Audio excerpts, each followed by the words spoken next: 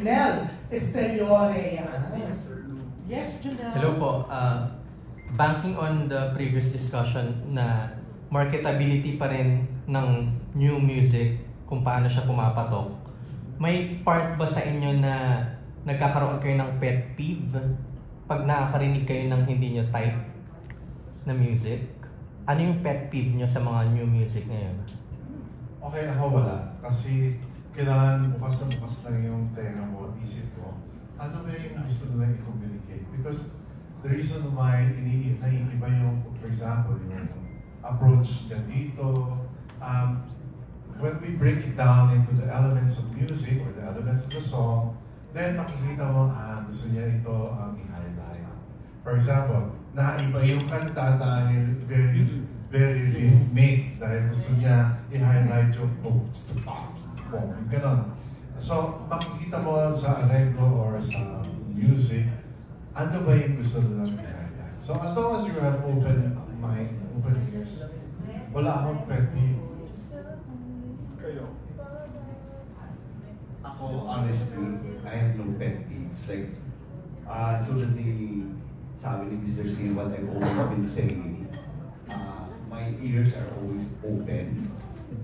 Only because whoever is creating the music is trying to convey something. And I always have to, I always respect whatever they're feeling inside.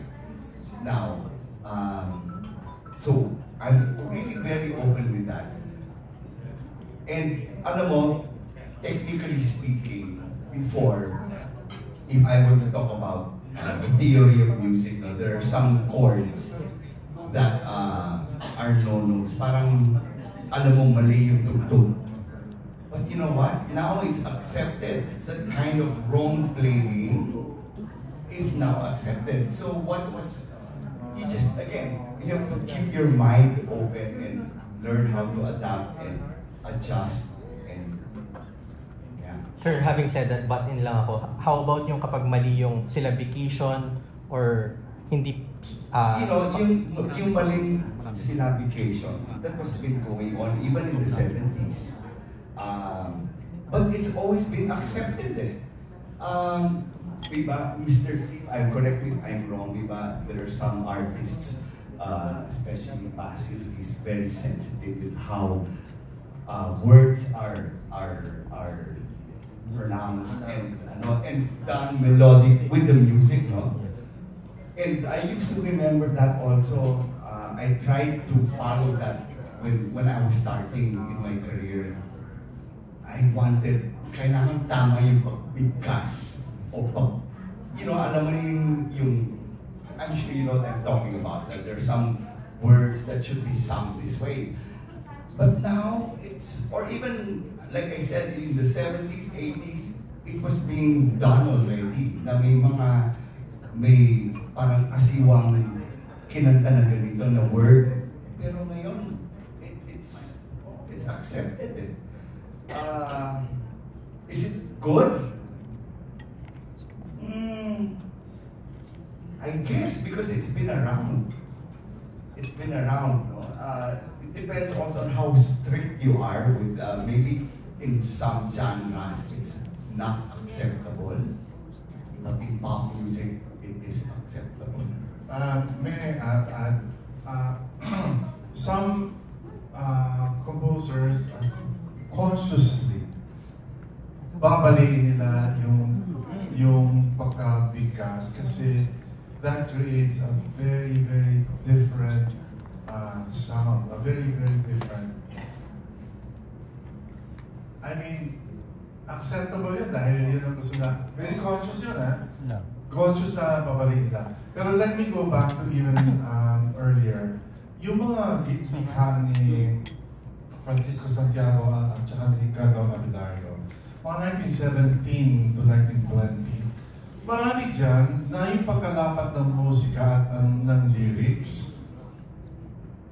Siguradong hindi pa, kunyari, kung si Basil kakanta, sasabihin niya sa akin, Ryan, naibahin ko yung pagbigkas kasi mali yung daloy nun, mali yung inpit, mali yung, dapat hindi yung baba na doon, kundi nandito, Dapat para mabuo ko yung phrase. For example, ang pyesa, kunyari, ni Canang Abelardo, nakasulat, nasaan ka, irogat, nasaan ka, irogat, natitiis mo, ako'y mamulila. That's exactly the syllabication and the notes. Yung mga singers ngayon, kahit mga classical singers, they try as much as possible to hew closely to the written. Kasi yun ang nakasulat eh. Nasaan ka, irog at dagling na para mahal ang iyong something. Pag-ibig, that's it. Pero yung mga gusto talagang baguhin, gagawin nila, nasaan ka, irog at dagling na para mag-iyong, hindi, ng iyong ganon.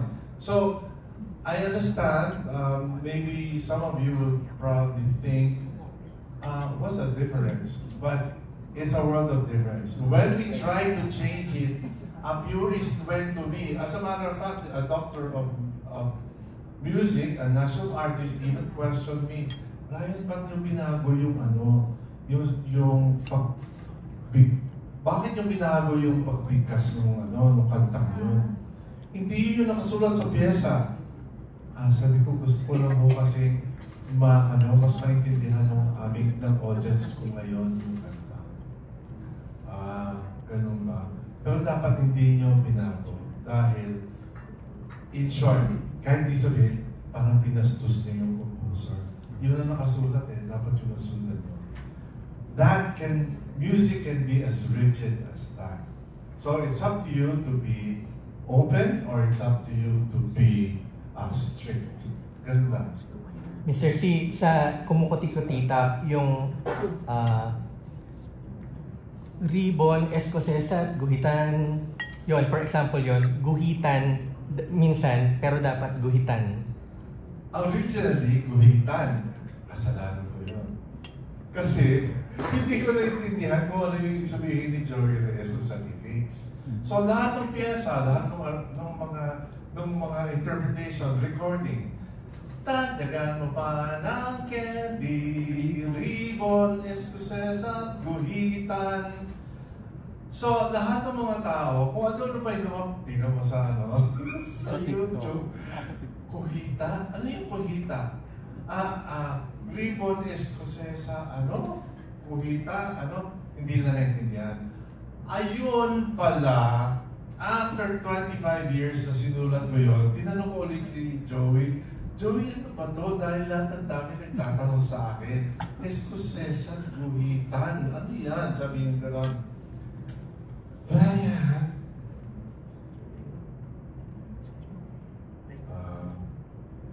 ang escocesa, mapakita ko sa inyo kasi mas maiintindihan nyo eh. Kasi kung i-describe lang siya,